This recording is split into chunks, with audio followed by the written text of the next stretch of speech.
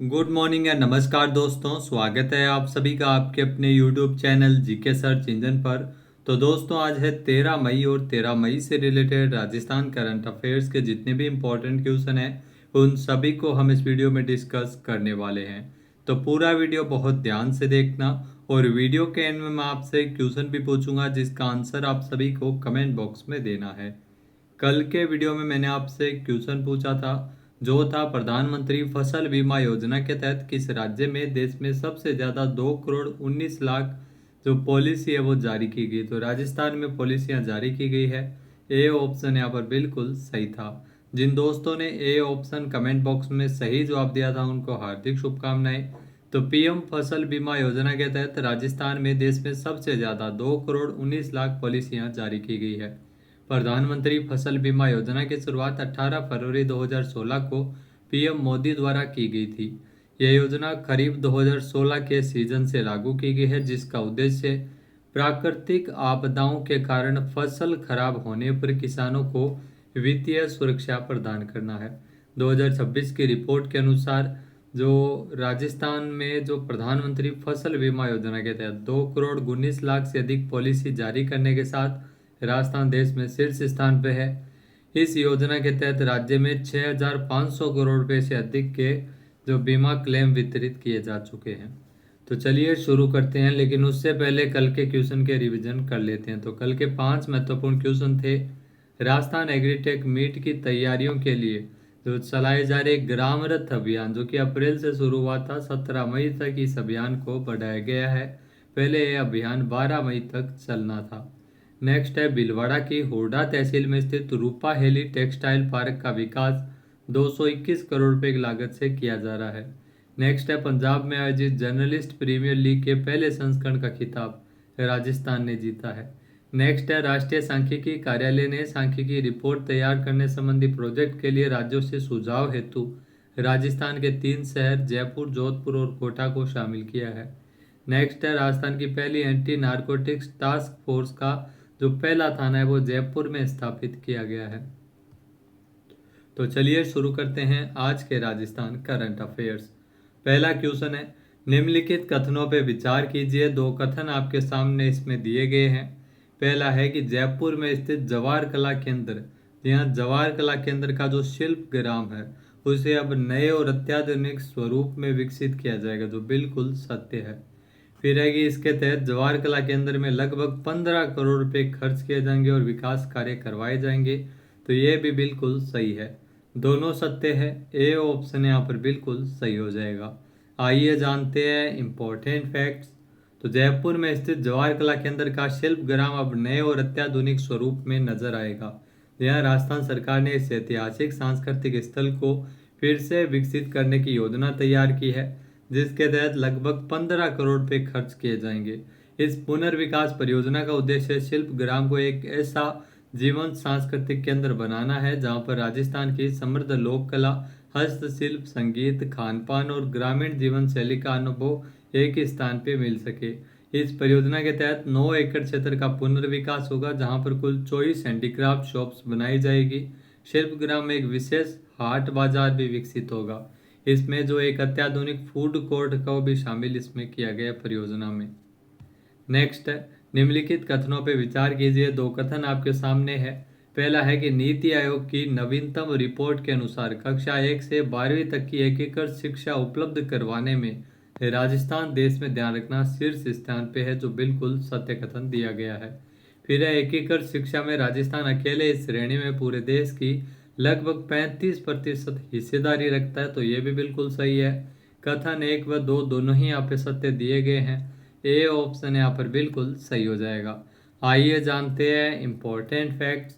तो नीति आयोग की नवीनतम रिपोर्ट जो कि school education system in India temporal analysis and policy roadmap for quality enhancement में राजस्थान की शिक्षा व्यवस्था को देश में अग्रणी बताया गया है। इस रिपोर्ट के अनुसार राजस्थान देश का एकमात्र राज्य है जहां पर विद्यार्थियों को जो प्राथमिक से लेकर उच्च माध्यमिक यानी कक्षा 1 से 12वीं तक की जो एकीकृत शिक्षा सर्वाधिक स्तर पर उपलब्ध करवाई जा रही है। तो ये एकीकृत शिक्षा उपलब्ध करवाने में राजस्थान है वो पूरे देश में प्रथम स्थान पे है।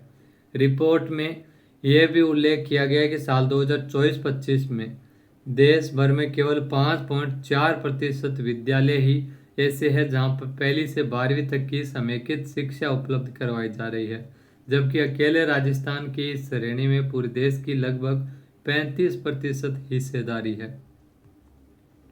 नेक्स्ट है, वेदांता समूह की कंपनी हिंदुस्तान जिंक लिमिटेड ने राजस्थान में जस्ता तार बनाने वाली इकाई लगाने के लिए किसके साथ एक समझौता किया है। यहाँ दोस्तों वेदांता समूह की जो कंपनी है हिंदुस्तान जिंक लिमिटेड, उसने ग्रुप निर्मल के साथ एक समझौता ज्ञापन पर हस्ताक्षर किया है। ए ऑप्शन यहाँ पर बिल्कुल सही है। आइए जानते हैं इंपॉर्टेंट फैक्ट्स। तो दोस्तों वेदांता समूह की जो कंपनी है हिंदुस्तान जिंक लिमिटेड, इसने राजस्थान में जस्ता तार बनाने वाली इकाई लगाने के लिए 12 मई को ग्रुप निर्मल के साथ एक समझौता ज्ञापन पर हस्ताक्षर किए हैं। इस संबंध में भिलवाड़ा जिले में स्थित जिंक इंडस्ट्रियल पार्क में संयंत्र लगाने के लिए समझौता किया गया है। इस समझौते के तहत ग्रुप निर्मल हिंदुस्तान जिंक के उच्च ग्रेड वाले जस्ते का इस्तेमाल कर जस्ता तार उत्पादों का निर्माण करेगा। इन उत्पादों का उपयोग बुनियादी ढांचा, नवीकरणीय ऊर्जा, वाहन और औद्योगिक इंजीनियरिंग जैसे क्षेत्रों में किया जाएगा। नेक्स्ट क्वेश्चन है, निम्नलिखित कथनों पर विचार कीजिए। दो कथन आपके सामने है। पहला है कि वन विभाग राजस्थान का पहला गोट बैंक शुरू करने जा रहा है, जो बिल्कुल सही है। गोट बैंक यानी बकरी बैंक है जिसकी शुरुआत है वो वन विभाग के द्वारा राजस्थान में पहली बार की जा रही है, तो पहला कथन सही है। फिर है कि दुर्लभ वन्यजीव कैरेकल कैट यानी शियागोस को रिवेंज किलिंग यानी बदले की भावना से होने वाली हत्याओं से बचाने के लिए ये विकसित होगा गोट बैंक, जो बिल्कुल सही है। इसमें कथन 1 व 2 दोनों ही यहाँ पे सत्य दिए गए हैं। सी ऑप्शन यहाँ पर बिल्कुल सही हो जाएगा। आइए जानते हैं इंपॉर्टेंट फैक्ट्स।